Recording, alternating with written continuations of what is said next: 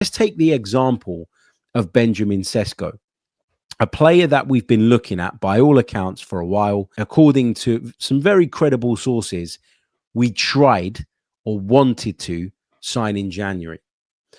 Now, it became very clear during that January transfer window that RB Leipzig were not willing to allow Benjamin Sesko to leave during that window.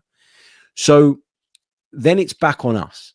What do we do as a football club? Well, if you want to sign Benjamin Sesko, you need to, A, convince the player and come up with an offer that appeals to the player. But you also need to do a deal with RB Leipzig. Now, if they have categorically told you during the January transfer window, this player is not for sale now. Now, they didn't, I don't believe, close the door on a potential summer move. He's got a release clause, so their demands are really, really clear. Look, in an ideal world, you'll negotiate something lesser than that release clause. And hopefully, if he is the one that we go for, we'll be able to do that. But the point I'm trying to make here is that if you're categorically told no, you don't then, during the January transfer window or before the summer, start going, oh, come on. Well, I know you don't want to sell him now, but let's negotiate over a price and a fee for the summer. No, you have to back off. You have to give them space.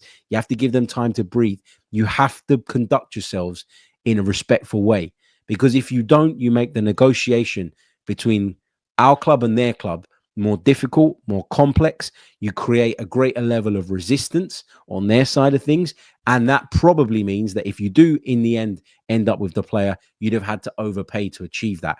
So Arsenal realized, I think, in January that Benjamin Sesko was not available. That's what all the credible reports were telling us, and had to back off.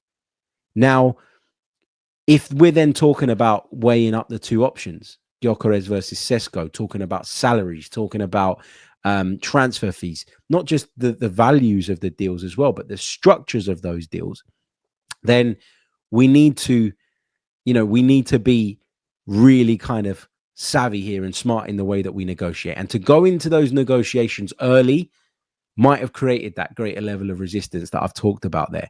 So I don't think it's as straightforward as we've known we needed a striker for the last 12 months. And therefore, on May 28th, we should be ready to pull the trigger and complete a deal. First of all, the transfer window is not even bloody open yet.